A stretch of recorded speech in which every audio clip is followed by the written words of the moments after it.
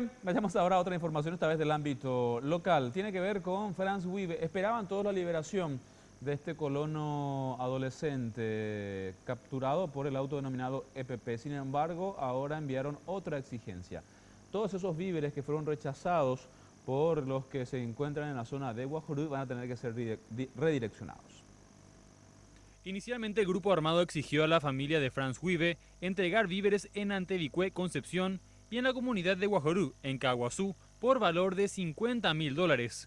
Pero en esta última comunidad rechazaron los donativos por estar manchados con la sangre del grupo armado. Se esperaba que los delincuentes liberen al joven luego de esto, pero ha pasado casi un mes sin que Franz se reúna con su familia. Ahora, en una nueva prueba de vida, el EPP nuevamente realiza exigencias a los Wibe. Se recepcionó una prueba de vida por uno de los colonos que le acercó al padre, en donde el padre accedió al contenido de dicha prueba de vida, ¿verdad? Y en donde menciona que hay una nueva exigencia del grupo, en donde las mercaderías que fueron rechazadas por el grupo de campesinos de Caguazú deben ser distribuidas en una parte hacia la zona de Concepción y otra parte, tengo entendido, hacia una comunidad indígena.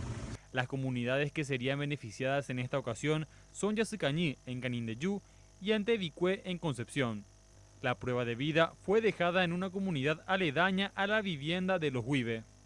Fue dejado dentro de la estancia San Nicolás, tengo entendido. ¿Y esa tarjeta de memoria más escrito? Más los panfletos de siempre y la tarjeta de memoria que fueron observados ya por el padre de la víctima y en compañía de otro colono quien acercó hasta el mismo dicha tarjeta de memoria. El joven menonita Franz Wibe cumple su mayoría de edad este lunes, pero sus 18 años no los festejará nadie en la colonia de Río Verde, San Pedro, donde residen sus familiares.